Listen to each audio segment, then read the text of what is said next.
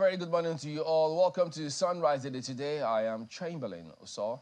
Indeed, it's Judgment Day right here in the Federal Capital Territory at the country's Supreme Court. Welcome to Sunrise Daily. I'm Mal Kwelbu Yusuf. It is October 26th. It's a Thursday morning. And yes, that's one of the things happening today, as Malkwe has mentioned. I'm Ayo Makine. Good morning and welcome. Well, it's always a day of news for us here at Channels Television, and one of the things that has made the news is a comment by the senior advocate of Nigeria, Femi Falana, about the NNPCL remitting something in the region of $34.2 billion to the Federation account. That's in a letter, written to the Minister of Finance, Mr. Lawale Edun, saying the money is received from the NLNG between 2004 and 2021, and that NNPCL should remit it to the Federation because it hasn't been done. Now, for some background, one will wonder how significant that is. Well, for those who might be wondering, the comments should be taken in perspective or in context.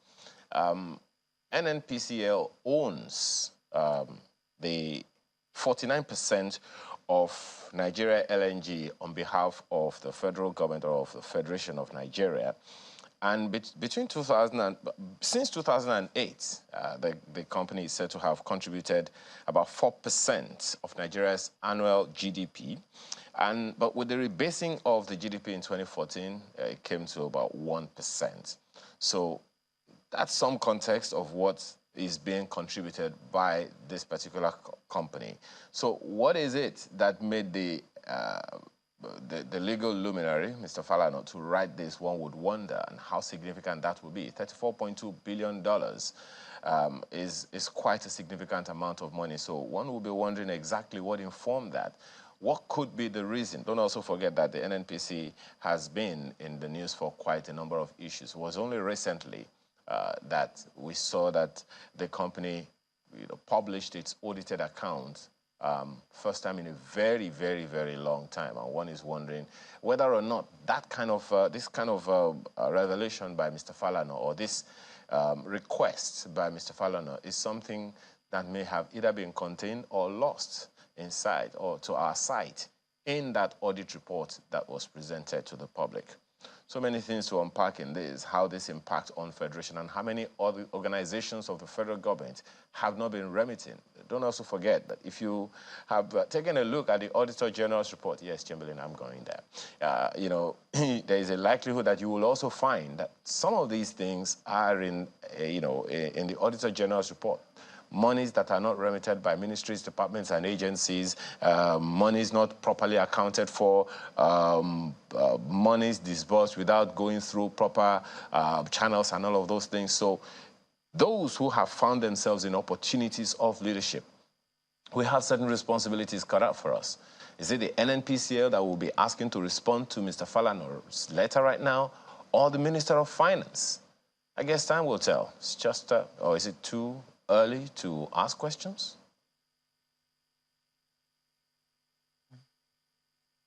Well, never too early, Ayo. And, sometimes if I didn't know better, if Ayo were a financial person, I'll say he was lobbying very seriously for this Auditor General's role. I think it's a little too late. Has one been appointed? There's someone there. Oh, there's one. Well, I can tell that person for free that you have an ally in Ayo. You don't even have to pay him. We'll be campaigning for you for free. Anyways, I think that we all should be allies, with the Auditor General of the Federation. I think only recently the House of Representatives had some meeting with some conference that they had where they were urging the president to appoint a substantive, yes, that was the word they used. I don't think there's any Auditor General just yet. I think it was at the inauguration of the House Committee on, it's one of the standing committees of the House, and it's usually headed by an opposition party, headed by a member of the opposition party, and I'm trying to remember the name of the committee. Anyway, it will come to me. But I do remember that at that particular launch, or inauguration, the deputy speaker was asking the president to make sure that somebody who was appointed to the Auditor General's office was somebody who was competent and that there was a substantive head. I think it's public accounts, the House Committee on Public Accounts. It usually is it's one of the standing committees constitutionally empowered by our constitution, to be a standing committee in the House of Representatives, and it's usually headed by somebody in the opposition party to ensure and deepen accountability. And that was where the speaker, the deputy speaker, made that call that somebody be appointed substantive head, because as it stands, it does appear that there's been an acting head for quite a while. And then also to imbue that office with all the powers that it needs to make sure that all government agencies are kept on their toes, that there is accountability at different levels, and that, people are not just waiving things with impunity, which we have seen over the years. And the call that Mr. Falana has made is certainly not out of order. We've complained many years now about the opacity of the runnings of the NNPC. It's no surprise that was it how many years ago that was the first time that the NNPC published its audited accounts. That was the first time ever, and I think the NNPC made that in a very big move to show that things had changed and that, they were trying to entrench some transparency in their system. The question is, how transparent has been this transparency? That's the big question. I don't know how to, if you give me a whole bunch of reports now and say, Mark, come and dissect it, I'll simply tell you if there's no executive summary, I might not be able to, I'm not an accountant, I might not know what it is that you're talking about. But at least I know when there's been transparency. I know when a company says, this is how much we made, this is how much we spent, we made a profit or we made a loss. I also am able to read letters of the law. I mean, anybody who has any amount of education, if you are read up to secondary school, properly so, you should be able to make sense of a profit and loss account. I mean, that's basic, which is basically what accounting is all about. It's just that for big companies, because they're big, their accounts are plenty, it's usually this high. And, it can be voluminous and intimidating and overwhelming. But these are, simple things. There have been lots of questions as to how the NNPC, is supposed to be the body that earns the foreign exchange on behalf of Nigeria, and is supposed to remit all of it into the Federation account before accounts are done, and then whatever it is it has spent in its operations is remitted to it. Well, I know that governors have been up in arms with what comes to the Federation account. And it wasn't just in this last administration, by that I mean the Buhari administration, that the CBN was also up in arms with not just the Ministry of Finance, but also the Ministry of Petroleum Resources, that there needs to be more accountability. Don't forget that we once had a CBN governor, Sanusi Lamido Sanusi, who made a lot of noise about what was coming to the Central Bank of Nigeria, which was not commensurate with what it was that the NNPC said they were selling as Nigeria's crude. So there has been a very long history of opacity, of let's say unaccountability, and let me just say a lot of darkness in that sector. No pun intended, Chamberlain. I'm not talking about energy now, but basically, we simply can't see what is going on. And these, or should I say, these companies, because NLNG is supposed to belong to the Nigerian people.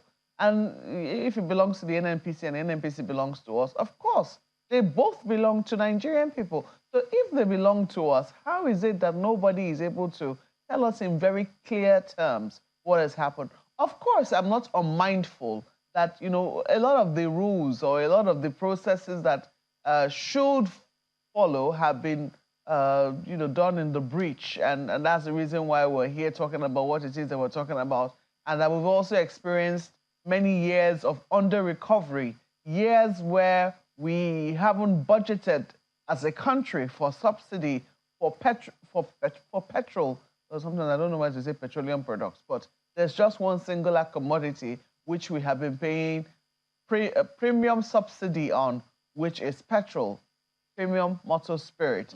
And the NNPC says, oh, look, because there's been no budget for this, and the federal government was setting aside, setting the price at which it must be sold, we have been bearing the brunt of that, taking the money direct from source, and it is whatever is left that we remit to the Federation account. And sometimes there's nothing left, so we remit nothing. That's basically what has been happening, and we've been taking a hit on behalf of Nigeria. But, you know, I know that governors have not been happy about that. But now that subsidy, they say the subsidy regime is over. I have to say that very carefully, because it's really they say. Those who say, you know, those who know, or those who should know say, and maybe it is partially over. This is not the complete picture, because from what we know now, the price at the pump, if you were actually to be doing it at the rates that you say you're doing it at, you know, there is still some difference to be paid, and it does appear that the NNPC could be paying that. So, but the NNPC has denied it flatly. So I don't know. But this is an issue that that Mr. Falana has raised. It is spanning many years, 2004 to 2021. He's calculated all the dividends, because the NLNG, we've been told, has been profitable. In fact, we have been told that many other companies, many other Nigerian-owned companies, by Nigerian, I mean government-owned companies, should follow the NLNG model. But all of the dividends that the NLNG has been making, it remits to the NNPC in the hope that it should remit it in turn to the Federation account. It doesn't appear that like that has happened, and so he's asking that that monies or those monies be remitted to the Federation account.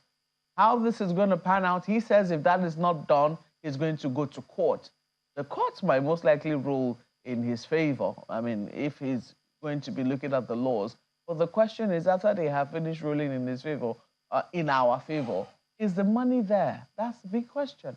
That is the question, because if the money is there, will we be looking outside for $10 billion that's supposed to come in the next couple of weeks? These are the key questions. But I think that these questions are extremely important. Chamberlain.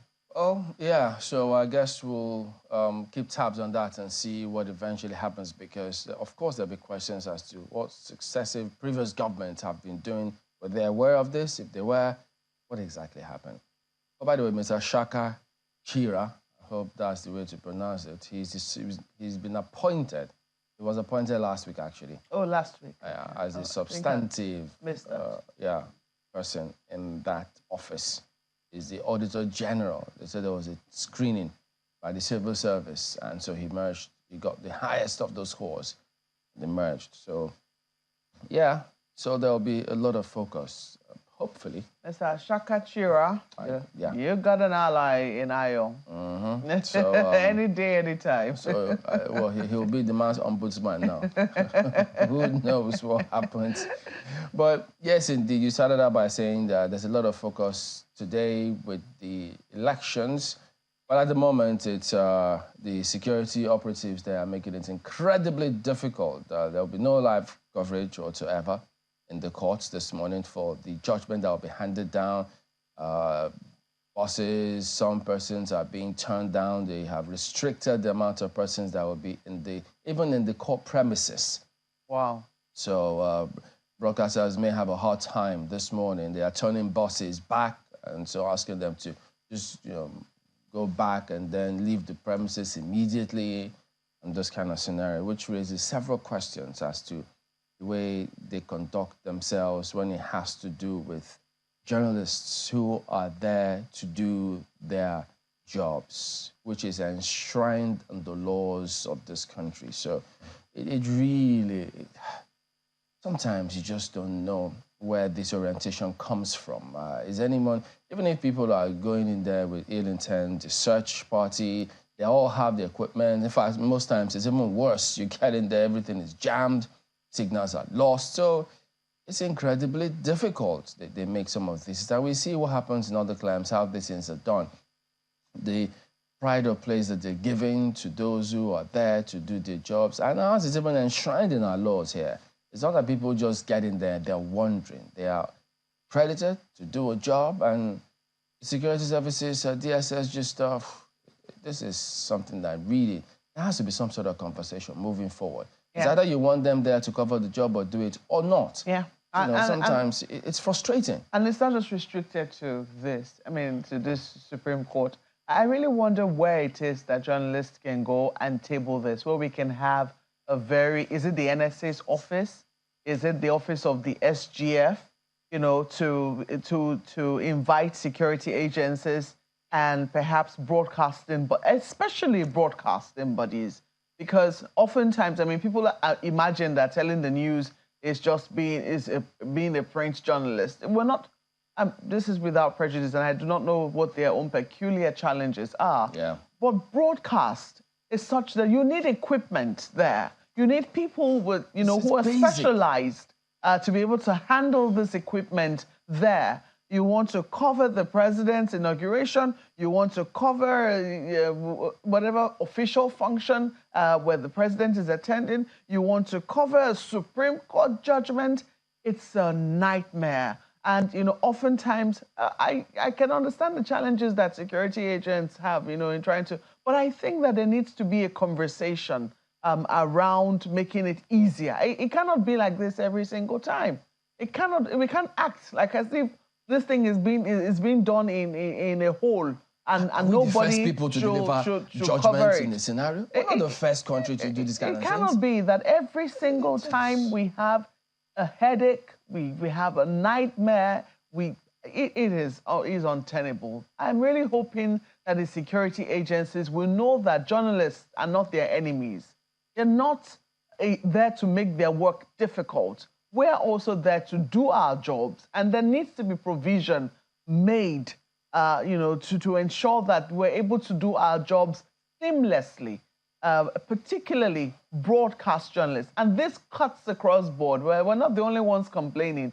But Chamberlain, as you said, our journalists will remain on the ground. We will wait to see, how if she's able to give us a scenario, because people need to know. Not everybody in Nigeria. You want 200 million people to go to court and know what's happening today. People will be watching broadcast houses to know what happened today or what is going to happen today. How are things going to transpire? And how do we get that if we're not there? How do we get that if we don't get equipment on the ground to let the people know what is happening? Or do you want this to be held? Should we just put a black cloth over everything and, just so everybody is safe while they're there? I don't think that's the intention of how, this should be done today. Even if the Supreme Court say no cameras inside, no problem. But I'm sure people will be allowed to mount their cameras outside. There needs to be some reasoning.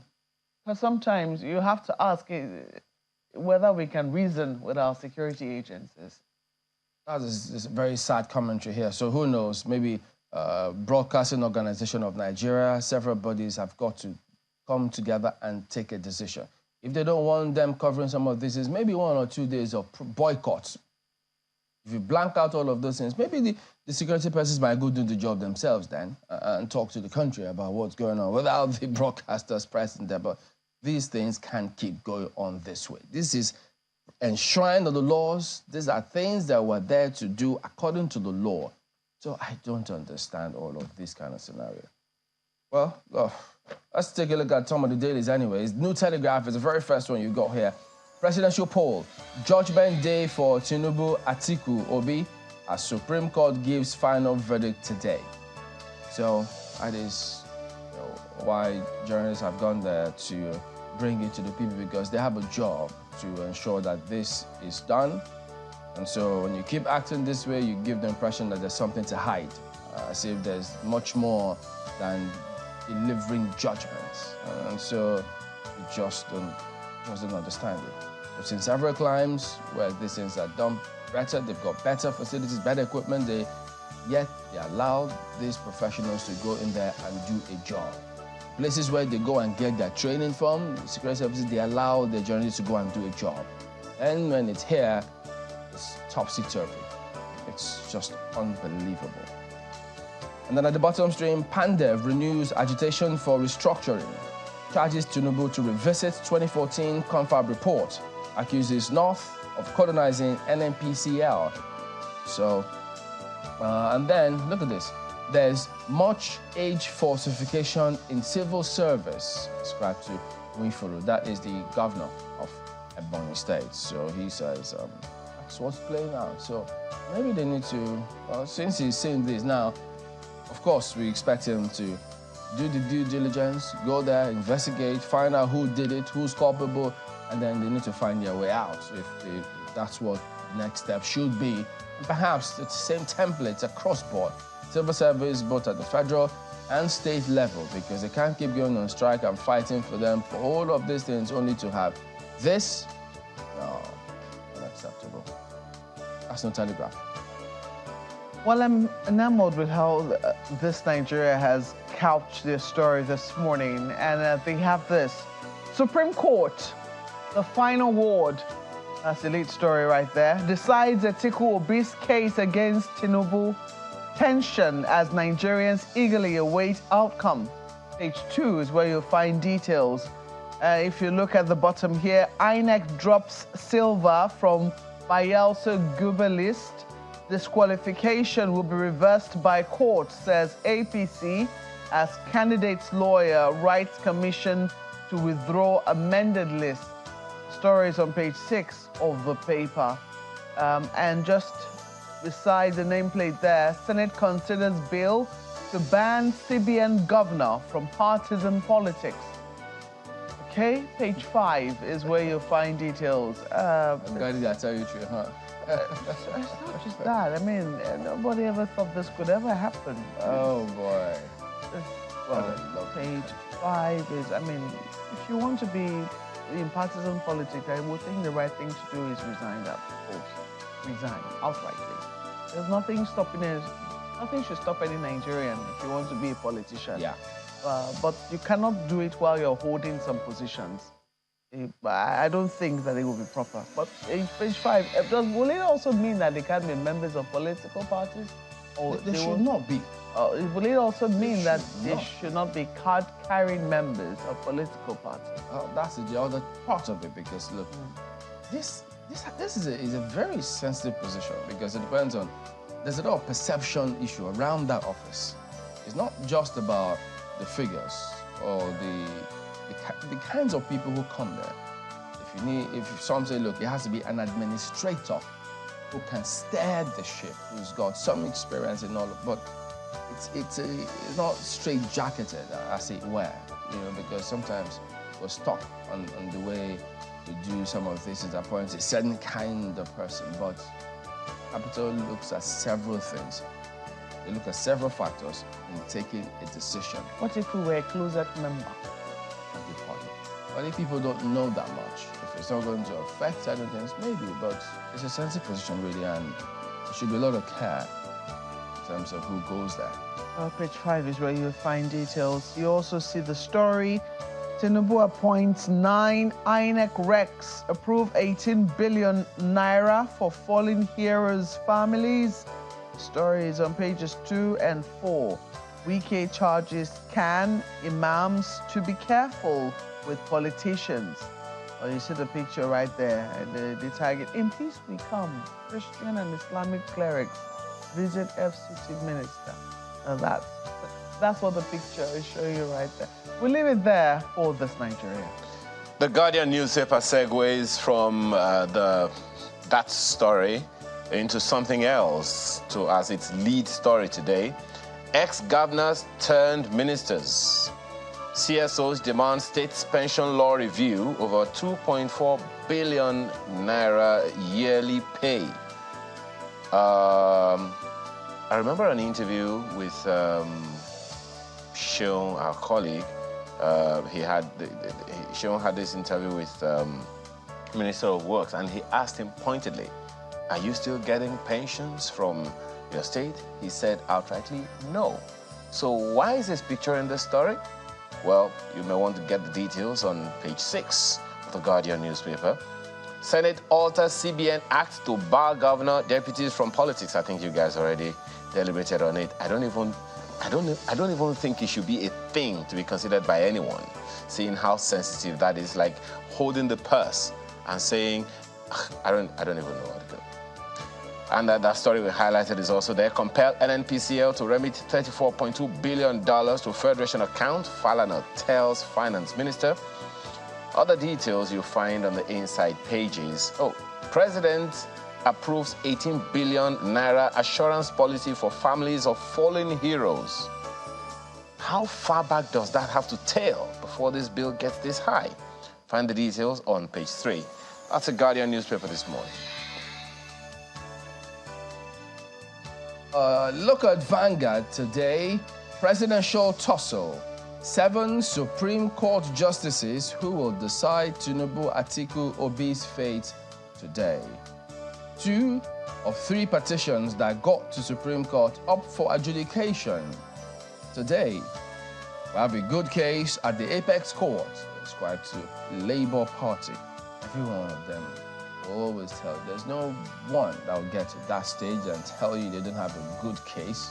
I'm yet to see that. So this is the lead one you have here. But above that, you see domestic capital markets, not foreign borrowing, can fix infrastructure gap in Nigeria.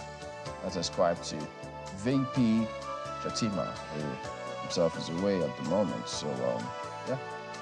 That is Vanguard today. Well, we're looking to see what leadership holds on the front page. And leadership says, presidential appeals, suspense as Supreme Court delivers judgment today.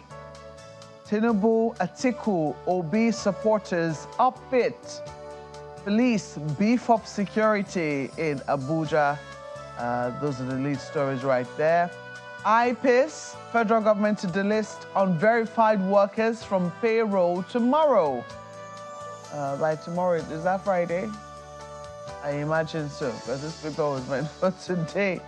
And then you also see there, INEC allays fears over governorship polls, gets 10 new recs.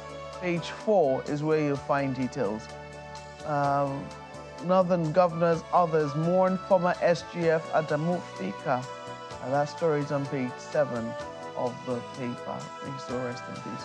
You also find there, recalled ambassador's tenure not extended, it's according to minister. Gaza war, Israel prepares for ground invasion. A number of other stories which will leave you to do yourself, but let's leave it there for leadership newspapers.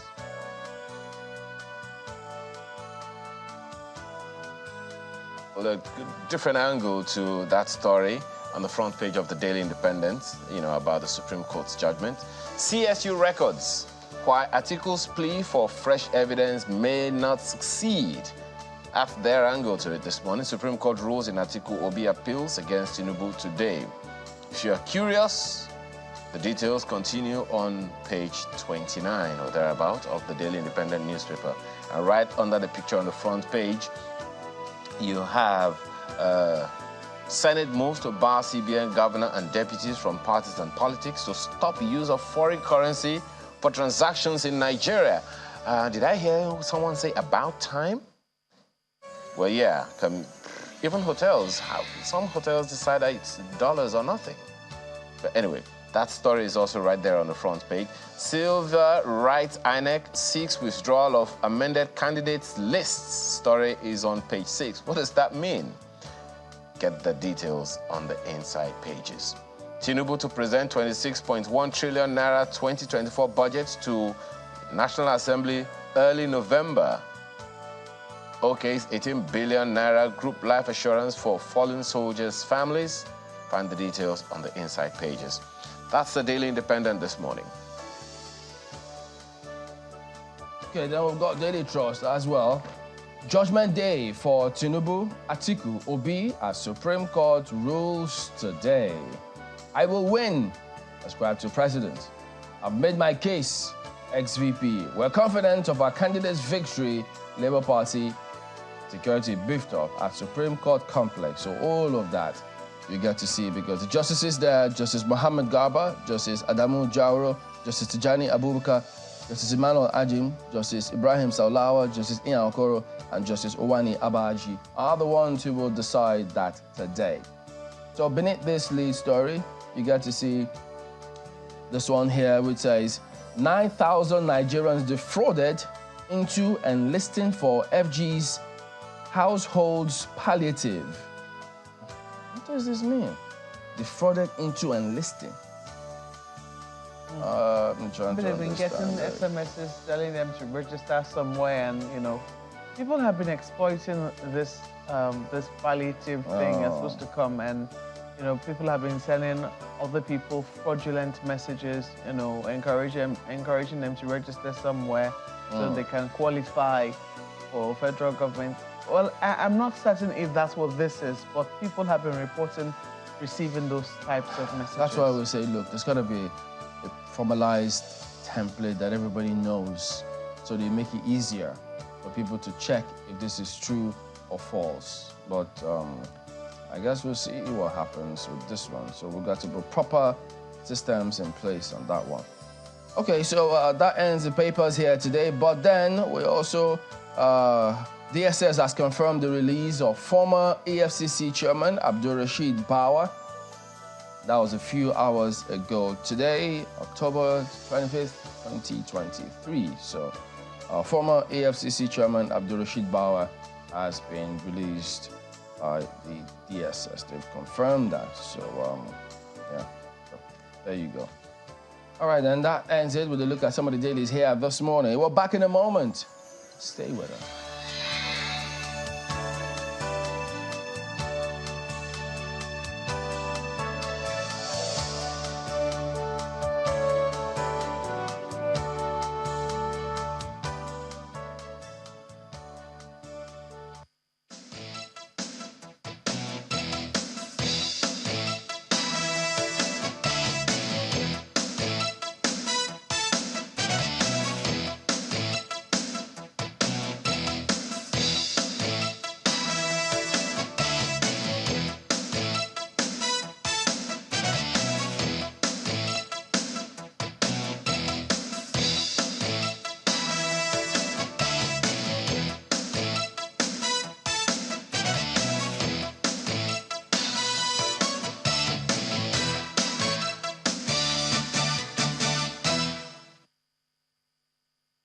Having also found that no merit exists in all the above three consolidated petitions, I join my learned brothers Amani Jesse in dismissing all the three petitions and abiding by the consequential orders made in the lead judgment. Dissatisfied with the verdict of the Presidential Election Court on September the 6th, the three appellates, Atiku Abubakar of the People's Democratic Party, Labour Party's Peter Obi, and the Allied People's Movement, filed the appeals urging the Supreme Court to nullify the victory of President Tinubu. In the 42-page notice of appeal filed by 18 senior advocates and 47 lawyers, the former vice president anchored his appeal on 35 grounds. Amongst other things, the PDP candidate held that the lower court erred in law when it refused to uphold as mandatory electronic transmission of results for confirmation and verification of final results as introduced by the Electoral Act 2022 for transparency and integrity of results. In another ground of appeal, the appellants argued that the lower court erred in law when it failed to determine their case with respect to the mandatory verifications and confirmations required before the announcement of the result of the presidential election. They also faulted the lower court for its interpretation of the use of the word and the FCT in relation to Section 134(2)(b) of the 1999 Constitution. The appellants also touched on the issue on the use of what it called disparaging words by the court against Mr. Atiku Abubakar and the PDP, which they termed as indication of bias and which violated the rights of fair hearing and occasioned grave miscarriage of justice. In the final analysis, Mr. Abubakar and his party urged the Supreme Court to set aside the judgment of the Presidential Election Petition Court to declare that President Tinubu is not the winner of the polls, was not even qualified to contest the polls, and to instead declare the PDP candidate as the winner of the polls, or in the alternative to order INEC to conduct a second election between him and President Tinubu. While this was pending before the court, Atiku Abubakar on October the 6th filed new documents seeking the Supreme Court's nod to present a deposition on oath of the registrar of the Chicago State University concerning President Tinubu's academic records. Mr. Abubakar is questioning the authenticity of the president's academic certificate submitted to INEC, alleging forgery of the document, and seeking that he be disqualified and removed from office. The Labour Party and its presidential candidate on their part filed a 73-page notice of appeal. The document, which was filed by 13 senior advocates and 25 other lawyers, was anchored on 51 grounds. Among other arguments, Mr. Obi and the Labour Party said the Presidential Election Petitions Court erred in law and reached a wrong conclusion when it dismissed the petition he lodged to challenge the outcome of the presidential election. He maintains that the lower court carried out a miscarriage of justice against him when it held that he did not specify polling units where irregularities occurred during the election. Mr. Obi also accused the panel of erring in law and striking out paragraphs of his petition, dismissing his witness as incompetent, a situation which he says breached his right to fair hearing. The APM, on its part, has insisted that President Tinubu contested the presidential election without a lawful running mate. The party said that the withdrawal of Ibrahim Masari and the expiry of the 14 days permissible for changing or withdrawing candidates under Section 33 of the Electoral Act 2022 made President Tinubu's election and return invalid. There's been lots of speculations as to the composition of the panel to hear the appeal, and all eyes are on the Supreme Court to do justice in the 3 appeals before it.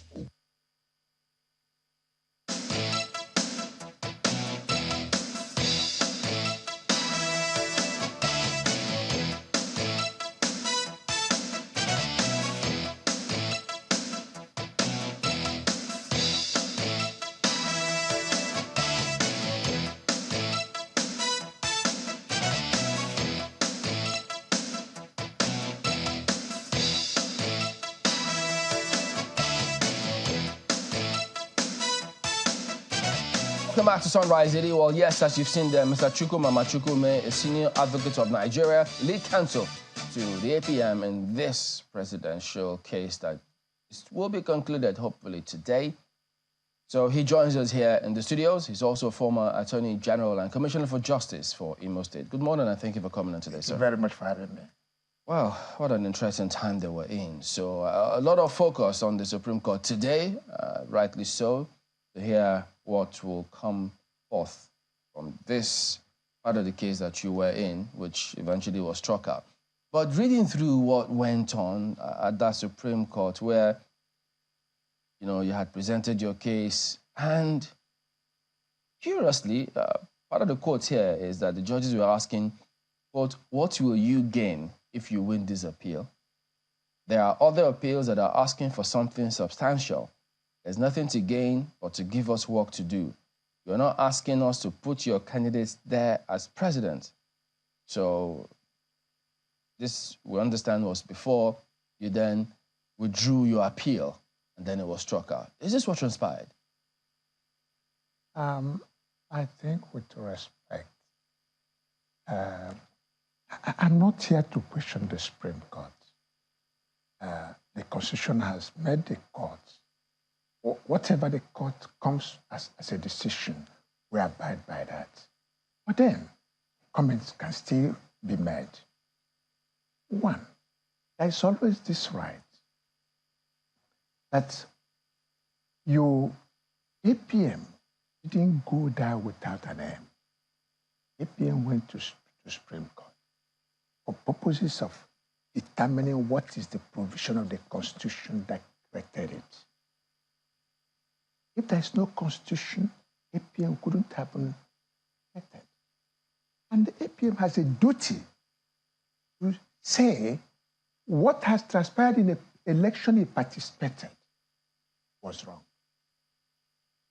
Because if you look at all the petitions that were filed, no one went on that narrow issue of whether the presidential candidate, APC, and its vice presidential candidate were validly nominated for that election. In the first place, what did the law say about questioning election? If you look at section 239(1), it said the Court of Appeal has exclusive jurisdiction to determine if somebody is validly elected. The word is elected. The qualifying word is validly elected. So the question now was, the person that was declared elected, was he validly elected? And that brings now to the narrow compass of APM issue. That for you to be qualified as provided by the law under Section 142 of the Constitution of the Federal Republic of Nigeria, that says you cannot go into a presidential election. This is not House of Assembly. This is not House of Representatives. This is not Senate. We are talking of presidential. The presidential, just like that of the governor, a governor cannot go into election without a deputy. And the presidential candidate cannot go into election without a vice president. And the way and manner these candidates are nominated are properly stipulated. The question now is, by the provision of Section 142, was that a valid presidential candidate? You have to look at this from the provision of Section 33 of the Electoral Act that said, once you have nominated a candidate, once the party has sponsored a candidate under Section 29, you can't make a change except by death, except withdrawal. Did Masri not withdraw? So, from our understanding, in terms of what's out there, they are ruled that double nomination question raised by the APM, which you represented, was a pre-election matter and ought to have been ventilated at the Federal High Court. And they said that the double nomination of a candidate by a political party was an internal affair of the party.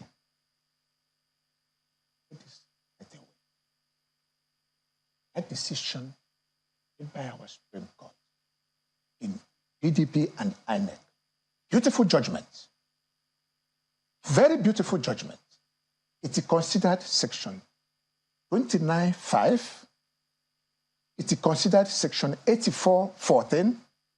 It considered Section 285(14) and all the rest of them of the Constitution.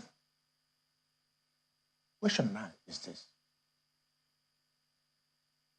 When we went to the Supreme Court, we raised an issue on it. Did we? You can only make an appeal by your notice of appeal. You can only make your appeal by your grounds of appeal. You can only make your appeal by your brief of argument. If you go to the 10 grounds of appeal we filed, supported by 56 particulars of error, none of them raised the issue of double nomination. I looked at yes, I read the judgment of the Court of Appeal. And then I saw that we can make a good case on double nomination. So I avoided it like a leper. We never mentioned anything about double nomination. So how did it come across to them then? So I'm just stating what I have in my, which is on a record. It's on record. I didn't mention anything double nomination because I found it not necessary. It will not help my case. The only single thing we went to Supreme Court was that a proper vice presidential candidate? And if there was no proper presidential candidate, under Section 142, Okay. that's all we went for. Okay, you say that this doesn't border on double nomination. Our appeal. Yeah, your appeal. Appeal never has anything. That's the appeal at the Supreme Court? Yes. Okay. The case presented at the Court of Appeal has a mixture of that. But then it is for me to sip the one that we carried a day. So we avoided double nomination. That was canvassed at the Court of Appeal. We avoided it and went with the one we believe in. So the one we believe in didn't include double nomination. We'll come to that shortly in terms of what exactly your appeal at the Supreme Court contained. Excuse me. But just in passing, I remember on that day, on Monday, we had a lawyer, senior advocate in the studio, and I was just saying in passing that who stands to benefit from APM's case, really? I was just wondering, you know, in my mind, who stands to benefit? Assuming your case had gone through with the Supreme Court and it wasn't struck out, and the Supreme Court found merit with going through with what it is that you had presented before them, who stands to benefit should you have, you know, gotten victory at the Supreme Court? A lot stands to benefit. APM stands to benefit. How? One, if an elected president is nullified, the election is nullified, what comes up? What comes up? A re-election? A re-election. At that stage, would the APM be sleeping? APM will gather up its asses. APM knew where he was going. APM knew that if he does this work for Nigerians, if he's able to pull this through, its influence, its importance will be realized. And it will gather a lot of momentum in fellowship. And in the next election that will be coming up, is going to show Nigerians will embrace APM because it has been a pointer to a success. That's one. Secondly, apart from its personal benefit, what about the Nigerian public? What about the Nigerian public? We must not live for ourselves alone. We must always sometimes work for the public as well.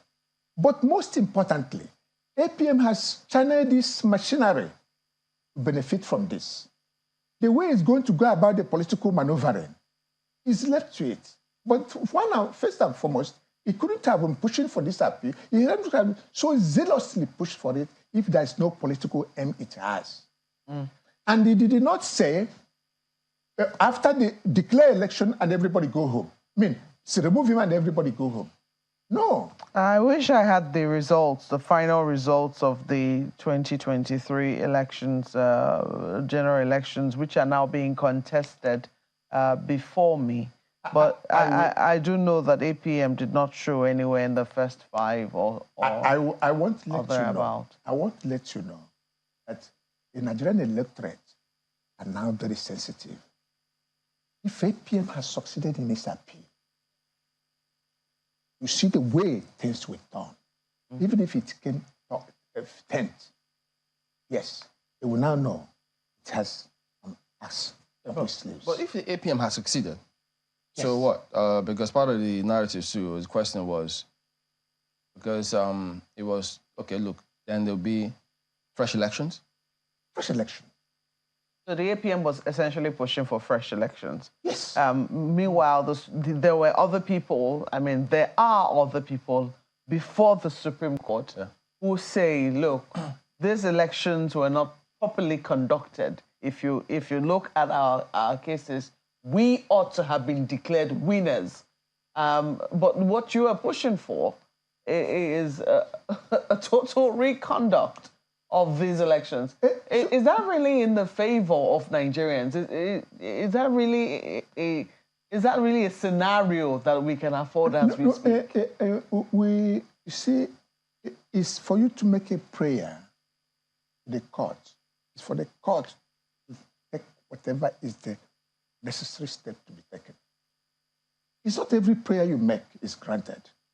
But the most important thing is something haven't done. Okay. So let me go, because the statement with Chamberlain read out was quite instructive, because it does appear that what the Supreme Court was saying is that what you wanted us to do was an academic exercise. Was that what you, was that I'm what? not, I'm just saying this is what APM has in mind. I'm not to contradict the Supreme Court. Okay. But this is what APM has in mind. And if it happened done, of course, what will come out of it, and most importantly, there will be a decision. That decision will not be only beneficial to APM. It will be beneficial to know, can a presidential candidate change a running mate not within the confine of the 14 days stipulated by Section 33 of the Electoral Act? Can he do that? Okay. If that decision is made, is it not for the benefit of the generation to come? Okay. But that particular part, yeah. When the court also said, yes, it may be in the laws, but it is not an all-comers affair. It's an internal affair of a political party. No. Wasn't that part of what the court also said at the time? Yes, beautiful. That has to do with a pre-election matter. Now, if you look at Section 229(5), it talks about this issue. But there's something is said. Aspirant. Candidate. Aspirant. You must be an aspirant in order to come and contest what happened in an internal affairs of the party. You must be an aspirant. An aspirant, whether you're in the same party or not? No. You must be in that party. Okay. Good. The same thing applies. That's what, if you look at Section 84(14), it said, notwithstanding anything in the provision of the Electoral Act, if an aspirant feels somehow, it goes to Federal High Court. The question now, the same thing applies to 285(14). The question now is, what about the provision of Section 131C of the Constitution? 131C. Okay. That said, for you to be qualified to contest election, you must be properly nominated sponsored by a political party. Then you now look at Section 142 that says this is how a presidential candidate will come up. So the question now is this. Are we, if we are to talk about validly elected, what are the content of validly elected if you will not have the locus to question, though you are not an aspirant, because you have participated in the election, APM has participated in the election, haven't participated, and then contesting against somebody that is returned, does he not have locus to contest that, to file a petition? Does he not? But the court read out. So the two are, with respect. Yeah, I understand. This one is for when you are talking of pre-election. We're not coming under the auspices of pre-election. We are coming under the constitutional provision that said, once somebody is elected, you have right. Who has the right to contest whether that election was validly made? That return was validly made. In part of the narrative out there too, the court also went on to read out the constitutional requirements for qualification to run for president. They listed it. Person must be a citizen of Nigeria by birth, above 40 years, and read out all of the other ones. And then they said, look, we don't have any powers to create additional grounds to disqualify any candidate standing for an election. So that's the impression they have of this particular matter, that point. Yes. And that's the stand of the Court of Appeal. That's the stand. And that's why we raised appeal. That's what the Court of Appeal said. Beautiful. We respect it. And because we respect it, we now wanted the Supreme Court to find out whether the provision of Section 142 is just there, idle, lying there, and of no use. Because the law is that the Constitution must be interpreted wholesomely. Wholesomely. The question is this. If the Section 142 of the Constitution is saying, makes it mandatory that you must have a valid vice presidential candidate. Okay, just for the benefit of our viewers, sorry to interrupt you, I'm just going to read through Section 142, and it speaks to the nomination and election of a vice president. Yeah. In any election, I'm reading now, to which the foregoing provisions of this part of this chapter relate, a candidate for an election to the office of president shall not be deemed to be validly nominated unless he nominates another candidate as his associate from the same political party for his running for the office of president, who is to occupy the office of vice president, and that candidate shall be deemed to have been duly elected to the office of vice president if the candidate for an election to the office of president who nominated him as such associate is duly elected as president in accordance with the provisions aforesaid. The provisions of this chapter relating to qualification for election, tenure of office, disqualification, declaration of assets and liabilities, and oaths of president shall apply in relation to the office of vice president, as if in references to president were references to vice president. I'm reading this, Yes. and I'm not saying precisely what the APM was contesting. Good. That section refers to vice president as a candidate in 3 places. Candidate. So it means that the vice presidential candidate is a candidate. Then you go to Section 33 of the Electoral Act that says once a party has submitted a list to INEC, you can't change that candidate unless by death or withdrawal. So automatically, a vice presidential candidate is a candidate read in Section 33 of the Electoral Act. So if there's any change, what happens? Having become a candidate, and if you look at Section 152 of the Electoral Act, which defines the candidate, it also includes the vice presidential. Okay. So if you are within the purview of Section 33, which said you cannot change except by withdrawal or death, what Masri did as the 5th respondent was he not to withdraw? Was he not a candidate, having been submitted by APC under Section 29? Section 29 says you must bring us a list. Once you bring a list, they have crystallized as a candidate. All right. So what we are saying is that he did not withdraw properly? The Masri withdrew, but the 14 days for substitution was not done. Okay. In other words, the APC had no candidates. Yeah, because it was submitted 6 days after the 14 days. Okay, so this is interesting that you have this book here. No.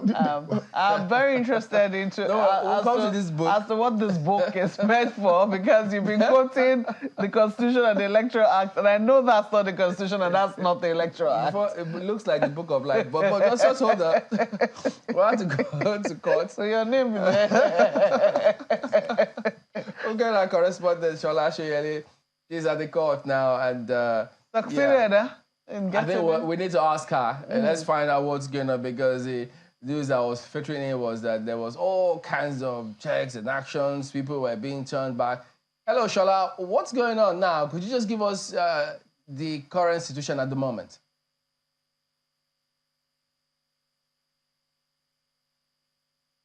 Okay, I think that we'll sort that out. So, all right, let's get to the Book of Life. You wanted to go ask a question about this book? Yes. So you've made the point. It's not 1999 from what we see. I mean, just take a look at the edges. It will tell you when that book was published. What book is that, sir? And precisely what point were you going to hope to make from it? This is a law report that is very close to my chest. It was published in 1866. 1866. Before any of us here were born. 1866. That's the law report. Now the question is this. Before even Nigeria was amalgamated. And of course, there are many. Those of 15-something are still in existence. The question is this. Well, what bearing does it have to our elections? Saying. From all this year, till today, decisions are still being taken. Even though life does not drastically change, but from all these years till to date, us are still sitting, taking decisions. Why? Because each fact is on its own. Each fact is on its own. The fact, APM presented a peculiar fact that couldn't happen so now. This is of INEC, PDP, and INEC. Because PDP and INEC has a different stream of stream it was running. Ours was running a different stream. We came in on the basis of the constitutional provision that election can be questioned on the issue of was it valid, was the candidate validly elected? If there will be no locus, are you now saying it means then that once somebody is elected, then there will be no way to contest that election?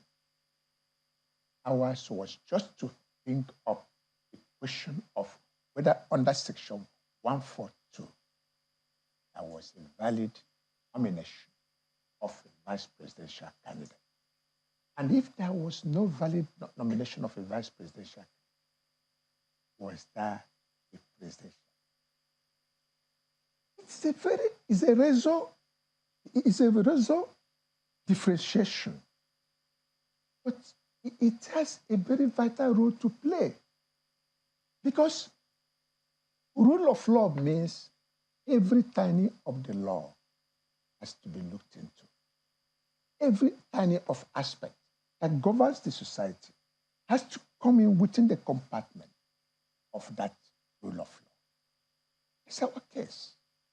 That's the case with it. Okay. So what I get from what it is that you have argued is that because you said that this is not about double nomination. This is not about double nomination, even though it looks like it, but you say it's not about it. What you seem to be contesting, and then let me just get my own, and you can say that's not what it is that what you were essentially contesting is that the withdrawal and the nomination of Vice President Kashim Shettima as a candidate did not happen within 14 days. Yes. That's essentially what you were contesting. That's our case. Do you have evidence to that? Evidence? Yes. You have evidence as to when his name was withdrawn, and you also had evidence as to when, Yes, it is all before the INEC. Okay. The Masri withdrew. Okay. As stipulated by Section 33. Mm-hmm. But the same 33 said you have to renominate. You have to, the candidate has to be substituted within 14 days. Mm. But then, if you look at the dates of removal, when he left and when Shettima came in, the 14 days wasn't there. So we think that this matter could come up again in the future? I think it will certainly All right. Because it has a lot of importance in our constitutional development. It has. All right. Well, I have to thank you for coming on. Mr. Chukwuma Chukwume is a senior advocate of Nigeria, the lead counsel to APM, and also former Attorney General and Commissioner for Justice for Imo State. We will be back in a moment. Don't go away.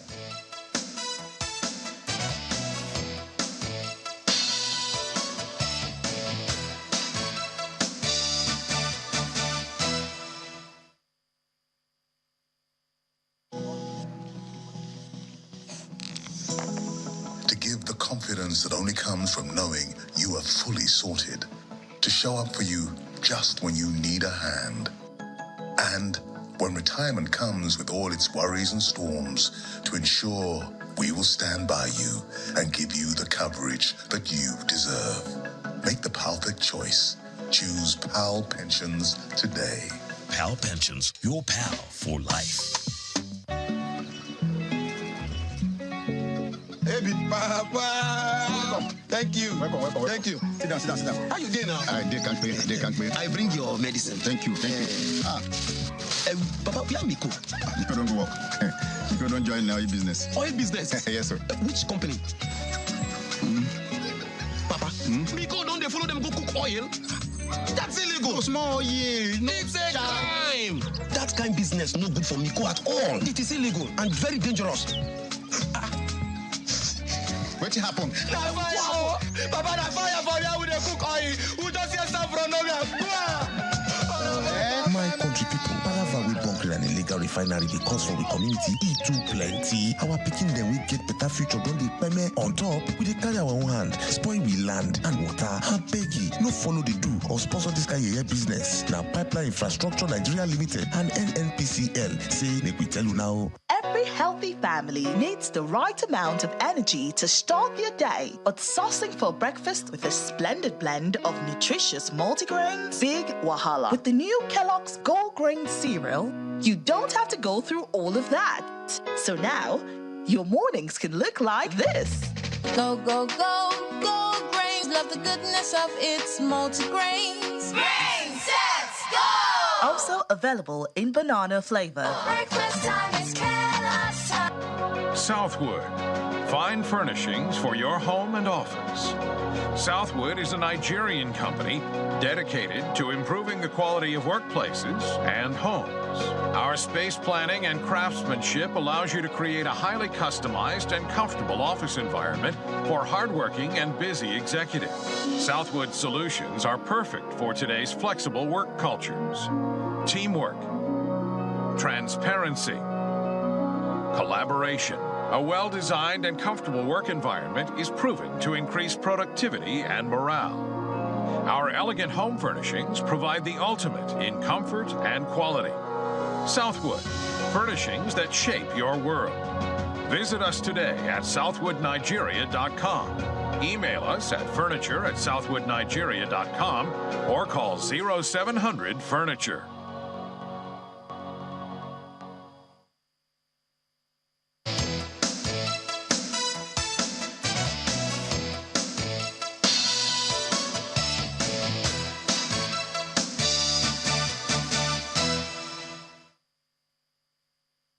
All right, welcome back. Let's get to our correspondent, our judiciary correspondent, Shola Shoyele, who is in court at the moment to bring us an update on what is going on today, because we expect that judgment to be handed down on the presidential election case. Hello, Shola.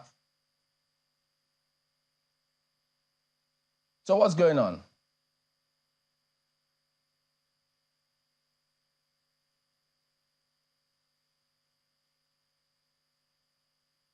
Large presence of security officials, of course. Lawyers are trickling in, not so many at the moment. We've not seen any senior lawyers. We've not seen any of the prominent faces, but a few lawyers have gone in. And like the Supreme Court did on Monday, they've banned cameras again from going into the court. Journalists are standing outside. We've been told, initially we were told that only the accredited reporter would be allowed to go into the courtroom, no cameras. After some back and forth, they came back and said to us that, well, the cameras could stay on the grounds of the court premises, and they've mapped out a certain area where we can stay and observe the proceedings, but cameras are not allowed into the courtroom. And so the reporters, a few reporters have gone in, and the rest of us are just here on the grounds of the Supreme Court observing what's happening. So that's the situation report for now. Well, there'll be a lot of expectations from there. So do you get any feelers from the candidates of what? The PDP, the APC, the Labour Party? Have you seen any one of them? Would you talk to them behind the scenes? What impression do they have of, or expectations of today?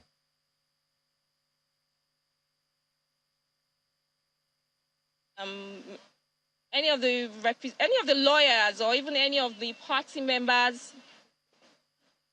we've seen a few junior lawyers come in and go into the court premises. There's security checks, of course, but we've not seen, any of the leading lawyers for any of the parties. So, not much feedback so far.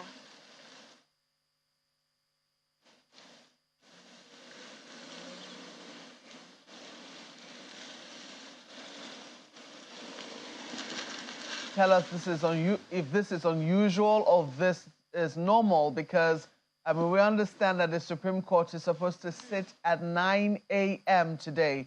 Can you reconfirm that time to us? And given what it is that you're seeing on the ground in terms of the number of people that have shown up already, does it look like the court is going to be seated at 9?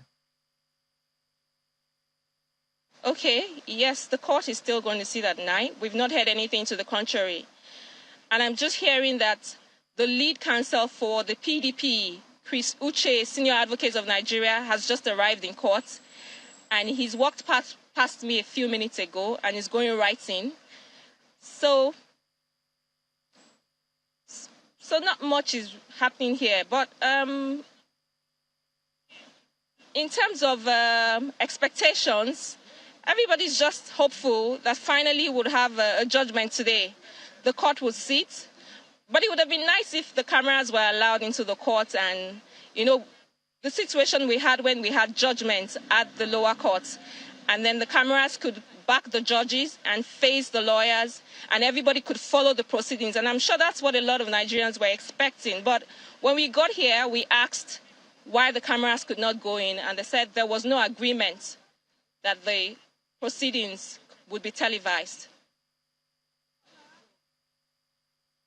Well, it's early yet. Some people will say it's certainly early in the day. It's just a few minutes past 8 o'clock. It's not yet 8:30. So, yes, maybe people are taking their time. And by the way, it's Abuja, certainly not Lagos, where you're coming from, where people...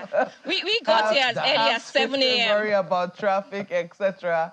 Well, so, as you've said, a few of the senior lawyers are now beginning to show up. So we assume that anytime by 8:30 or thereabouts, we should be seeing a lot more of them. More bustling, robust premises. But can you tell us what the expectations are today? People still remember the judgment being delivered at the Court of Appeal, which is the court of first instance for the tribunal. And the judgment was delivered for 12 hours. If not more. My colleagues were there. I was My colleagues were there. Are we expecting something of that length today? It's really hard to say. But the issues are fairly straightforward. We expect the Supreme Court to first deal with any preliminary objections to any of the appeals that have been filed, if there's any. And then, of course, they'll be taking the application that has been filed by former Vice President Atiku Abubakar, seeking to introduce new evidence. That's the CSU document challenging the authenticity of the document submitted by the president. And then from there, they will go to the merits of the petition. So it's hard to say if they're going to take a lot of time, because the Supreme Court may well give its judgment and then reserve its reasons for the judgment till a later date. And they may as well go ahead and, do everything, in which case we would have a longer proceedings. But it's at the discretion of the court, really, and we really don't know what the judges are going to do. All right. Thank you very much indeed, Shola Shiele. We'll keep tabs on that and then and see how all of that comes through. But be careful, though. I hope those truck drivers look where they're going. All right, then. All the best to everyone out there. Thank you. Okay, so we don't expect those kind of long hours of judgment delivery like we had the last time. Goodness, I didn't even plan for that. Only for us. I was very happy to be on leave at that time. Better you, not me. There you go.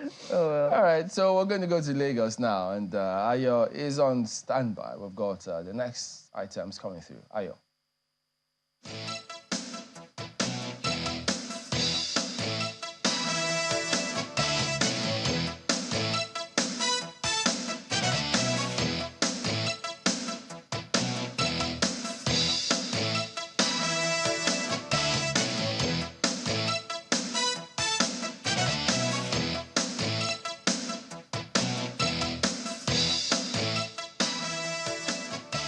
Well, thank you so much for staying with us. The process that is being finalized today at the Supreme Court started with the elections, and that's what we're still expecting to happen in 3 states in this country real soon. And as you have seen there, Mr. Oluwole Osazeuzi joins us this morning. He is the Attorney General and Commissioner for Justice in Edo State. Before this live, he was in his previous life former Director, Legal Services with INEC, and also former Director of Voter Education and Publicity, also with INEC. He joins us from our Benin studio. Good morning, and thank you for joining us this morning, Mr. Osazeuzi. Good morning, and thank you for having me. Perhaps this might be an opportunity to say congratulations on your appointment. But then, first of all, tell us what your take is on the fact that one of the things that's been said quite a number of times, that the judiciary seems to be the one electing people into office now after an election conducted by INEC, as opposed to, the ballots just being the only bus stop, so to speak, through which people get into office. How do you think INEC, well, you have been in INEC, so how did INEC react to such things when you were in office, and what do you think is happening right now within the confines of INEC? Well, thank you. First of all, we should recognize the fact that there's a dispute resolution mechanism embedded in our legal framework of elections. So the conduct of elections does not stop with the casting of the ballots, the counting of those ballots, and announcements of results. It also entails the post-election procedure, that there are likely to be aggrieved persons. Each time you conduct an election, there are likely to be some aggrieved persons. And those aggrieved persons should be offered the opportunity of ventilating their grievances. And the way of doing that, the civilized way of doing that, is to deploy the mechanism set up in the Electoral Act, and that is by way of petition to the relevant tribunal. INEC recognizes this, and so plans towards this generally, and it has a legal department, a well-staffed legal department with several senior advocates of Nigeria and lawyers, as well as retaining, having a retinue of other lawyers who are prepared to defend the elections when the post-election procedure now ensues. So it's that realization, and in this era, a lot of cases also come in the pre-election stage, and that's an indicator that even in the post-election stage, it should be prepared. So, and in each of these cases, INEC is joined as a respondent or a defendant. So, in a sense, the Commission is used to this and prepares towards it. The number of cases might be a reflection of how well or how poorly the elections were conducted, but it could also be a reflection of how litigious the country is, the politicians are, because right from even pre-election time, election petitions have gained traction. And in recent times, there are so many, almost every election challenge by way of a petition. The merits or otherwise of it's a different issue. I agree that perhaps the judiciary should not play as prominent a role as it does in our electoral process, both in the pre-election phase and the post-election phase. A lot of things are left to be determined by the judiciary, whereas primarily it's the votes that should count. But there's always disputes as to who should be voted for, whether that person was actually voted for. That is the role of judiciary to settle. For you, would you say, I know we'll come to other details of the issues at hand, but for you, would you say, okay, maybe I should ask it more directly. What do you think is the reason for our litigious nature, as you said, especially for elections? Why is it difficult, in your opinion, for whatever the processes say to just stand, as opposed to being contested almost every time? I mean, there is hardly any election that is not, any level of election that is not contested. In your opinion, what do you think is responsible for that? And is there anything we can do to make us less litigious, especially concerning elections?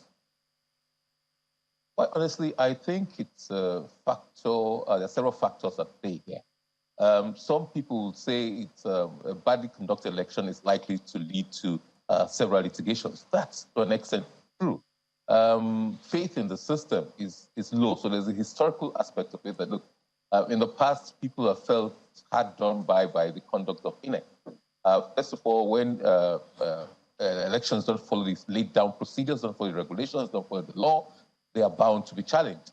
There's the other school of thought that will say that, look, politicians are sour losers, they're sore losers. They don't like losing. And to keep a tonic for the troops, as I may describe it, to keep people hoping. And they say, look, let us go to the tribunal, we shall return with victory in the tribunal because these elections run foul of the legal provisions. So it's a bit of both. In the last general elections, there was a lot of faith in technology. There's a lot of faith in the result viewing portal, the IREV, as advertised by INEC, as propagated by CSOs, INEC, and everybody, because in the off-cycle elections, especially in Edo, Ondo, Osun, we had seen the role that the IREV had played. We had seen the confidence it had built in the system. So when you now come to general elections and this is not done the way you had promised, the way you had assured, naturally, people will be disappointed. People want to challenge that. What is the legality of that process you now adopted? Why did you not stick strictly to the provisions of the law, of your regulations, and your promises made to Nigerians? So naturally, people will challenge that. And look, none of these provisions are new. We had the card reader, and that was challenged all the way to the Supreme Court. The Supreme Court said, no, the card reader was not part of the electoral law. The process for accreditation is sticking on the register. It's a manual process. So by the time the technology was now introduced in the form of not card reader or any other technological device, which is the phrase used by the Electoral Act, people believe that, yes, things will be done differently, and now technology will play a more preeminent role rather than manual manipulation, which was the bane of previous cycles. So people believed in that. When this did not happen, naturally, people felt aggrieved, and they said, look, we'll have to challenge this. And the fervor, the passion, the fervor endangered by the promises made by INEC spurred people on. A lot more people, especially first-time voters, now went to register, now voted, and they believe that votes will count. A lot of them feel aggrieved that our votes did not count because you did not live up to your promises. So naturally, people who are aggrieved will challenge that. So a lot of these new provisions had to be challenged that will get judicial pronouncements on them. Well, but as I said, yes. My apologies for butting in, Mr. Osaze-Ozie. You listed quite a number of things, and I think I'm able to pick 4. You talked about the process of the election itself. You talked about the lack of faith in our systems by the people. You talk about the roles that politicians play, and you've also mentioned technology. I'd like you to disaggregate 1 or 2 of them. When you talk about the process, for instance, are you essentially talking about the umpire, the person of INEC that organizes this election? From your experience and from what you know now about INEC, what is missing? You have also spoken about the fact that people have lost faith in the system. INEC is the system largely right now.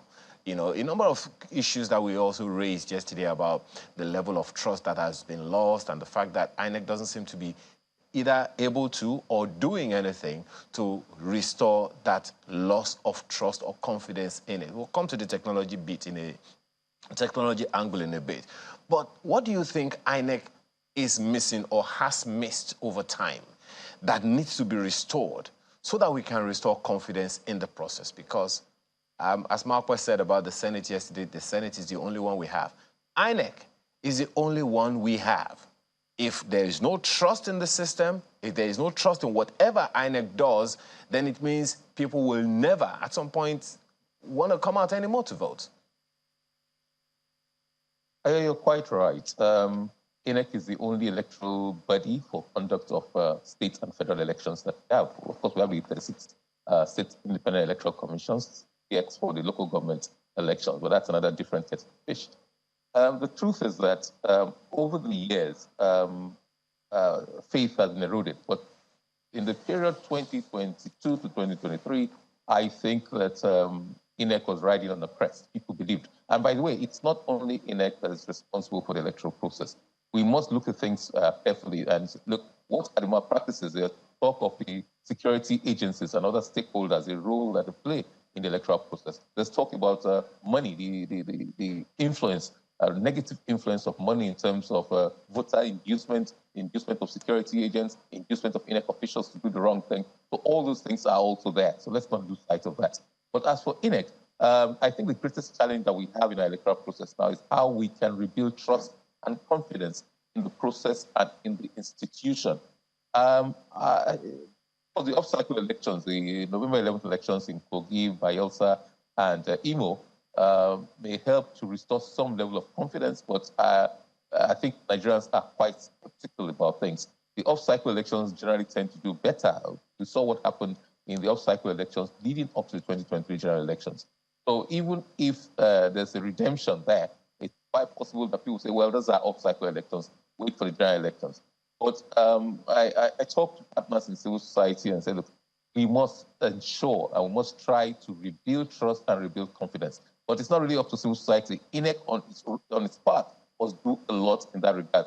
Whether Nigerians will trust the commission as presently constituted, another issue, but it's more than just a change of personnel. I think there's need for a deep-rooted reflection on the process itself, on the electoral framework as well, legal framework, because these are the things. Sometimes INEC is hamstrung by the framework which it has to operate. So we must look at these things very, very carefully. INEC must go out of its way to try to rebuild and that trust and that confidence. It will take a while, no doubt about that. But transparency cannot be opaque in its operations. It must be transparent. It must continue to engage. I saw that this week it's engaging stakeholders, but I think there's need to engage wider stakeholders. But I'm sure everybody's waiting for the Supreme Court to give a decision and other tribunals, and they know how to proceed therefrom. Well, we took some issues up with the chairman of IPAC yesterday, Mr. Yabagi Sani, and one of the issues myself and my colleagues were asking him, look, INEC, as far as the most electorates are concerned, INEC did them in. And the opinion that we were holding yesterday was, look, shouldn't INEC come out and take responsibility for the fact that some things didn't work well as far as the technology it promised are concerned? We'll come to the personnel issue that you raised earlier. You know, do you think INEC should, because when you talk about engagement of the people, that INEC should continue to engage. That's the reason this question is coming up at this time. As far as people are concerned, INEC did them in not because the IREF didn't work as expected or as promised by INEC itself. And so it would seem like INEC is just taking us for a ride. No one is apologizing. No one is explaining anything to us. Shouldn't, in your opinion, INEC come out and say, we take responsibility for this, we apologize, we'll do better next time? Absolutely. I think there's no doubt in that at all. First of all, there has to be an admission on the part of the Commission that it could not deliver as promised. And that explanation will be followed with a more robust explanation about what really happened. Why did things not work out the way they said they would? I think part of the constraint may be the fact that there are still live issues in the sense that the tribunals, the courts are still looking at what happened. And I believe they don't want to get into a position where whatever is said now will be used in the tribunal or in the courts of law. But that said, I think it's imperative that the Commission should come out and offer not just an apology, but an explanation as to why things did not go. For now, both in the tribunal and publicly, INEC has said that there are technical glitches. But I think the extent of those glitches, the nature of those, and what really transpired will probably have to be explained to the public.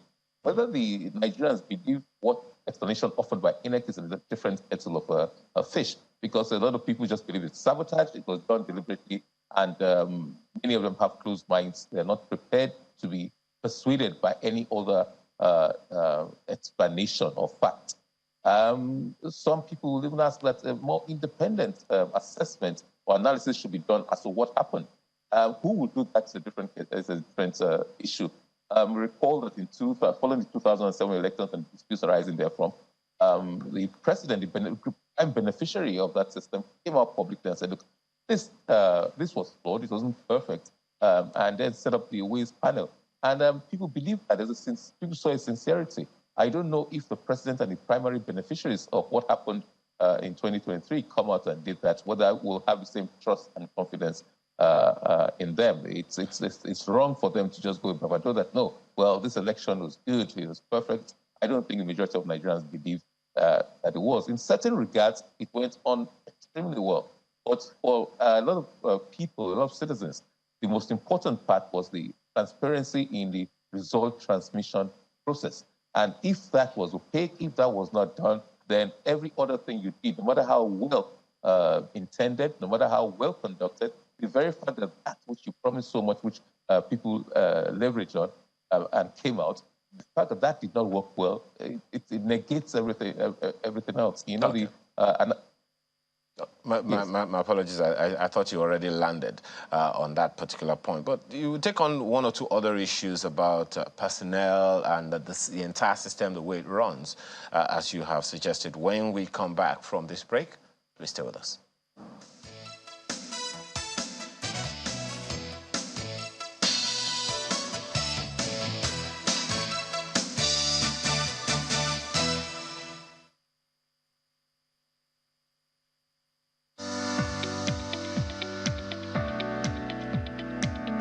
The Duchess International Hospital caters to every aspect of the family's health needs.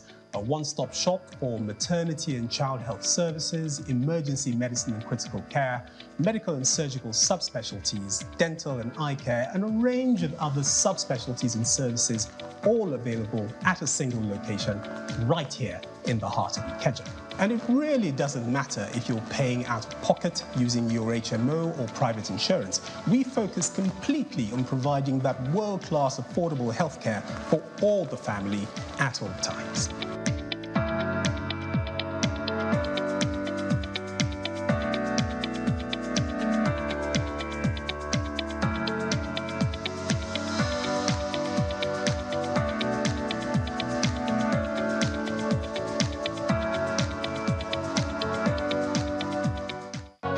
Southwood. Fine furnishings for your home and office. Southwood is a Nigerian company dedicated to improving the quality of workplaces and homes. Our space planning and craftsmanship allows you to create a highly customized and comfortable office environment for hardworking and busy executives. Southwood solutions are perfect for today's flexible work cultures. Teamwork, transparency, collaboration. A well-designed and comfortable work environment is proven to increase productivity and morale. Our elegant home furnishings provide the ultimate in comfort and quality. Southwood, furnishings that shape your world. Visit us today at southwoodnigeria.com. Email us at furniture@southwoodnigeria.com or call 0700-FURNITURE.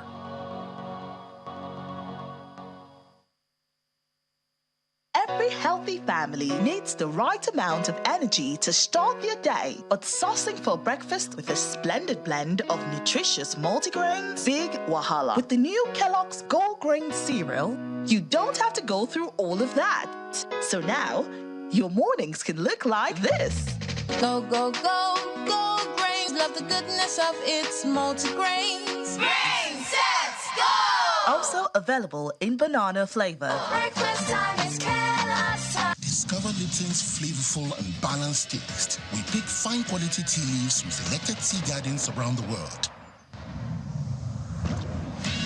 to give you Lipton Yellow Label's flavorful and balanced taste in every sip.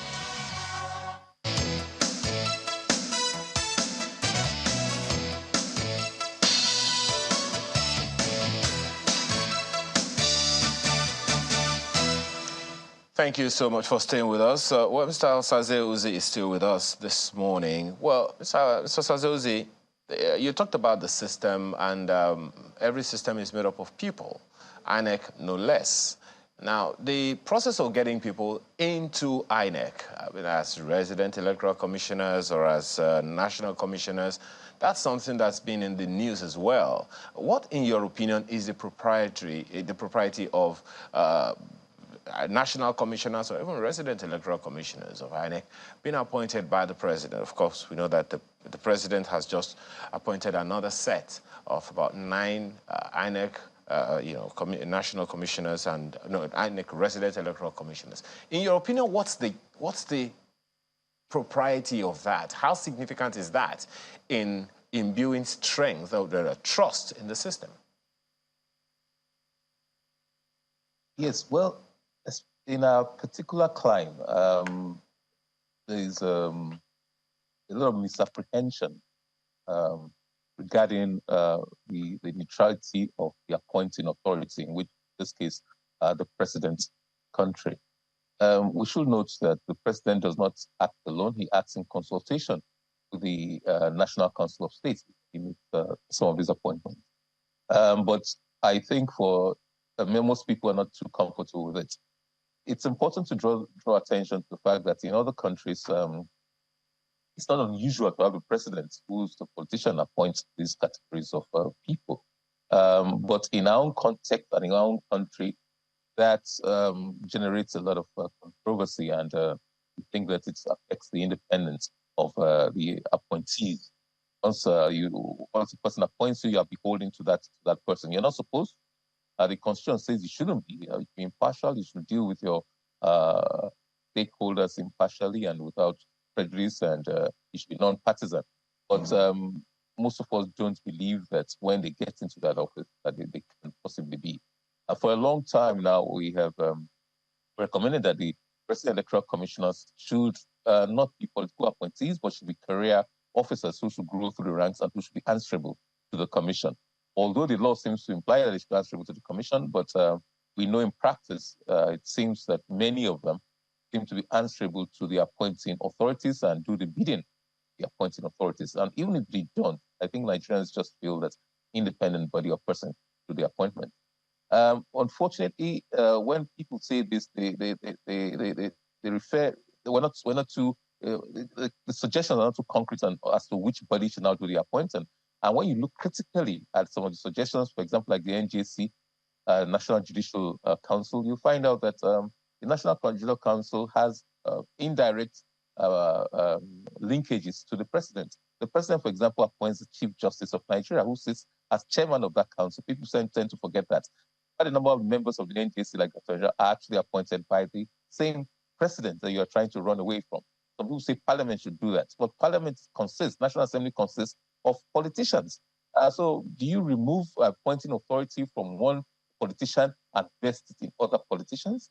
People say an independent body. How do you constitute that independent body? These are practical challenges that we must look into. In the Scandinavian countries, electoral commissions don't conduct elections. Very often, it's local governments, like in England as well. The Electoral Commission does not actually conduct elections. In the United States, the Electoral Commission, its duty doesn't include conduct of elections. So these are some of the issues we should look at. And the quality and caliber of people we appoint is so very important. As for resident electoral commissioners, I think we can afford to do away with them being political appointees, being appointed by the president. But as for the national commissioners and the chairman, if we are to get another appointing authority, we must ensure that it's a bit independent, and we must ensure that it has no linkages, direct or otherwise, to the president. But I don't know which body can do that now that does not have direct linkages to the president of the Federal Republic. That's it. Very interesting. I mean, I'm happy that Ayo is taking that trajectory with you in terms of looking at the type, well, not just the appointing body, but also the people that are being appointed. And that raises the question as to, well, it's one thing for the president to appoint, but it's also because he has to do this with approval of the National Assembly. So the Recs, they are going, this newly appointed 10 resident electoral commissioners, they still have to be appointed, or beg your pardon, confirmed by the Senate. Isn't that correct? Quite correct. The process is such that after consultations with the National Council of States, it goes to the president. The president now nominates these people and sends them to the Senate for confirmation. And although the Senate has not always lived up to its responsibility in doing this, but to be fair to the previous Senates, once or twice we have seen that they've rejected a few nominees of the president. So I think that should be emphasized, that they should be more careful, as Professor Jiga said a few days ago. I think we should be more careful about the screening process. We'll be more thorough about the screening process and not just take a bow and go. I think perhaps the voice of the people should be heard more. People should not just complain, but they should petition, they should back that petition with affidavit and real evidence as to the suitability or otherwise of each nominee. These are people that come from our society, so we should know them well. If they're partisan or they're not fit to be so appointed as umpires, as impartial arbitrators in the electoral process, then the Senate should take that conflict and ensure that those people do not get the confirmation. And due diligence should be done by the security agents, by the presidency, and by the Senate itself. We should be more thorough about that. And don't forget, for example, that President Goodluck Jonathan appointed Professor Jiga as chairman. And he subsequently said he didn't really know him, but he did his due diligence and felt that this was a man that could hold forth. Posterity has judged and will judge how good each and every chairman of the commission has been since its establishment. Indeed, which raises questions as to how these names even come up in the very first instance. Of course, a president cannot know everybody whom he nominates into positions. I mean, I'm sure some of them will come through recommendations, but then you would think that by now there would be a statutory body or at least some internal mechanism within the presidency which vets some names, so that, because it kind of comes out as a scandalous position sometimes when you hear that people that have been nominated are card-carrying members of political parties in a situation where they're supposed to be umpires, where they're supposed to be neutral. Do you think that this is becoming rather necessary, maybe not just for electoral positions, but also for electoral positions, I mean electoral umpires, but also for other positions in general with whom the president might choose to nominate, or which the president might choose to nominate people to? Do you think that internal processes within the presidency ought to be more institutionalized for the nomination of people's names to certain positions? Perhaps so, but I think there's also need for some level of flexibility. And I'd like to separate the position of umpires, like judges and members of the Independent National Electoral Commission, because they are supposed to be non-partisan and different from, say, a person might be partisan and have competences in, say, Electricity Regulation Commission or any of these other statutory bodies for which the president has the discretion and they can spread patronage in that regard. So if a party member is competent in that way, by all means, they can be appointed and have the requisite experience. But in terms of judiciary and for INEC, I think that we should be, there should both flexibility, but at the same time, there should be minimum standards that have to be met by the presidency. Prior to now, I'm aware that governors usually send names, nominate people to the presidency. And don't forget, I think it was the second or third alteration that removed the necessity for them being card-carrying members of the political parties. Prior to now, to the amendment to the Constitution, you had to qualify. Qualification for a national commissioner meant that you had to be qualified to contest as a member of the House of Representatives. The primary thing there was the fact that you had to be a carrying member of a political party. And that has been removed from the Constitution. But you see, it's because of the role these people will play, and they're going to deal with so many political parties, that it's necessary for a more thorough screening exercise to be undertaken before these people are appointed. Some people draw comparisons with what happens in other jurisdictions like South Africa, where you indicate parliament, there's advertisement, and people indicate that they are willing to. But I don't know whether that is ideal in our circumstance, but maybe it's something we can try. But the president has to be more, his handlers have to be more diligent in screening the people that they wish to have. I know that, for example, Justice Akpata, the first and pioneer chairman of Independent National Electoral, was actually recommended by a former colleague in the Supreme Court, the former Chief Justice of Nigeria. He told me this himself. Recommended him and said, look, if you want an impartial person, a fair-minded person, I think the person you should go for is Justice Ephraim Akpata. And that's how Justice Akpata became chairman of Independent National Electoral. But that was a military regime. I think the head of state then consulted, and in his consultations, the name kept coming up, and that's how he was appointed. A different things to apply with the political class. I wish we could go back to that where a body, I don't know whether you can institutionalize that, to go through the CVs and go through the antecedents and offer the public opportunity of commenting on those who are being nominated for this position before they're actually appointed. The reason I have said that, we've seen also, I mean, this is not even, has nothing to do with the recent nominations of this resident electoral commissioners. We've also seen the withdrawal of some nominations to some other political positions in recent times. And some people will say, look, it ought not to have been. And then you also follow the controversy with the appointment of the EFCC chairman and how lawyers have been on both sides of the divide as to whether or not he was qualified, etc., etc. But I'm looking at what has also happened in this last elections, especially with the situation in Adamawa State, where we saw a resident electoral commissioner, will I say, not on the same page with the returning officer in his state, and, you know, trying to usurp that position. I know that matter is in court now, and INEC says they're prosecuting him. But this situation came up in the last election. I don't think it was envisaged.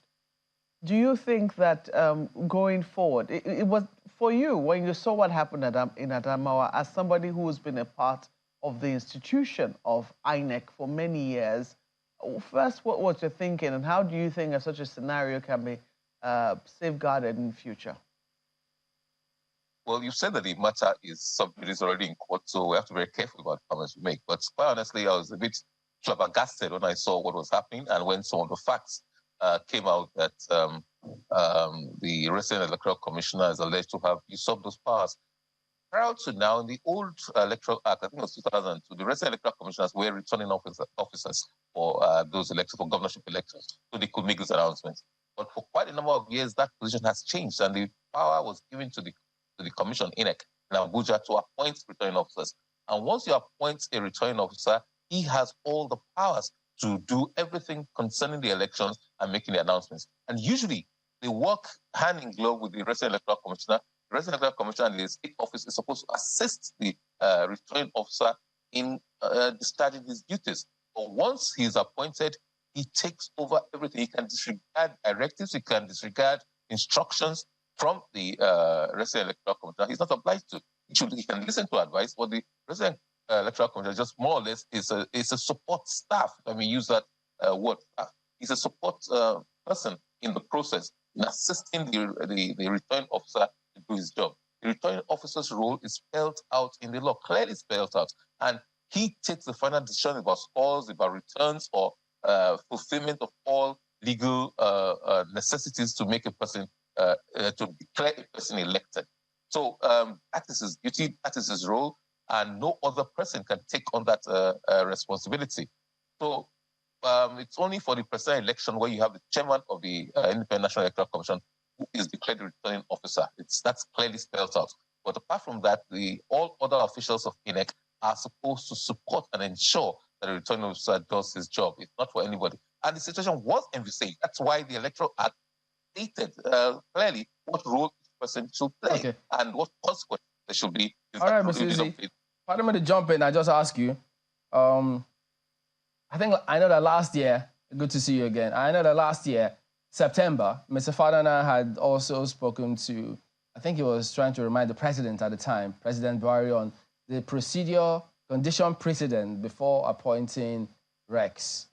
You know, he cited section 153, so I beg your pardon, 1543 of the Constitution, which has to do with appointment of chairman and members.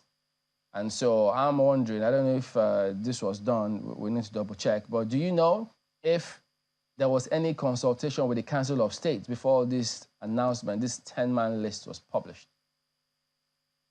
Well, I'm not aware of that factual situation, but especially for chairman and national commissioners, it is it's a prerequisite. Must consult with the National Council of States. There must be a meeting of the National Council of States in which this matter is brought up. Invariably, it sails through, but at least the Constitution says you should consult with the National Council of States. I don't know factually whether this was done this time around or not. Okay. All right. Just one more thing. I need to find out from you, because last time we talked about the perception of INEC and what people expect them to do moving forward, especially with regard to the forthcoming Bayelsa, Imo, and Kogi elections. Different people think, well, they need to come clean to the people, let them know they made mistakes and they intend to correct it this time around. So having been an insider yourself, how do those things work? Does the commission usually feel they owe the people some sort of at least explanation or at least methods to adopt before they move forward, either by way of apology or explanation or something, in order to garner and improve or shore up public confidence with the commission? In answering that, let me just state that the commission consists of the chairman and the 12 national commissioners. That is the commission. So staff, directors, and other categories of staff are the administrative support staff of the commission. And very often, of those 13 members may be a bit different from those of the other 15,000 and something or 10,000 staff. But it's not always unanimous. There are those who feel that, look, we've not done too well. We think we should apologize and seek redemptive measures to win back confidence. But there are some folks who say, no, look, this matter is in court. Anything we say now will be maybe used against us, and they are, quote unquote, those who are opposed to us or our enemies will exploit whatever we say now. And I noticed that many state institutions are always very reluctant to admit failings or admit where things have gone awry or faulty. It's not a common thing around here, because the next time you admit, maybe there will be consequences and say, well, I haven't admitted this, perhaps you should resign or step aside. For whatever reasons, there's been that hesitation or hesitance on the parts of state institutions always admit. But to an extent, INEC has tried to, in the past, has always tried to say, look, yes, we did not do things as well as they could, as we could have, and to move on, let us show some remorse, as it were. But that is not so easy to come by. But all right, if that's what it takes to rebuild trust, then it has to do that. Okay, we hear you. But just to let our viewers know that, after we highlighted some things in the morning, we don't know if it's a coincidence, in the manner of speaking. Some journalists have been allowed access to the premise inside the court. So we're trying to see now if we will be able to bring you at least some reports about the proceedings of the court, which will be supposed to be by 9 o'clock. So we'll see how much of that we can bring you. But they've allowed them further access from where they were previously in the court. So we expect some news and updates from us here at Channel. So you do well to keep it locked here to get details of the forthcoming presidential election petition case at the Supreme Court. And several other people have arrived there in the court, the Labour Party, the APC, the national chairman of the APC. We understand Mr. Nuhu Ribadu, the NSA, also has arrived at the premises of the court. So activity has picked up, as they all expect that they will just be there. So that is the chairman of the national chairman of the APC. That this, you also see the NSA, all there. So activities are just picking up. Indeed, and we've been given approval to record the proceedings of the court. So indeed, our cameras will be allowed into the court premises, not just the premises, into the courtroom, to be able to record what exactly is happening. We certainly will be bringing you as much as we can. Now, whether that means that we will be allowed to take it live is another kettle of fish, but I would imagine that from time to time we should be able to tell viewers what has happened in the court at the Supreme Court today, as it's Judgment Day. Yes, that's the way it should be. Think about the people when taking some of those decisions. That's why we are here on behalf of the people. Mr. Uzi, congratulations being the AGF in Edo State and Commissioner for Justice. And thank you for at least getting here this morning. I've been in studios. I hope you enjoyed your session there this morning. Thank you, Chamberlain. Always a pleasure. Thank you. Okay, then. All right, so there you go. Do we have some feedback coming through? Let's see. Well, I know they'll be streaming in much later today, Chamberlain. Everybody's given their own expectations. But we had quite a few yesterday, which we couldn't take. But time again is not our friend. Oh, yeah. So we need to get to the courts and find out what is going on. Can't wait to see some activity, just going on there. So I guess that's the show today. We do thank you all for watching. We'll see you again tomorrow. Remember, we're going to bring you some proceedings here from the courts. I'm Chamberlain, so goodbye. Indeed. So keep it locked here. The show is over, but not over. Thank you for watching Sunrise this morning. I'm Maokwe Ogun-Yusuf. Maybe it's safe to say that the show is going on right now at the Supreme Court. So keep it locked here. I'm Aya Makinde. Have a wonderful rest of your day.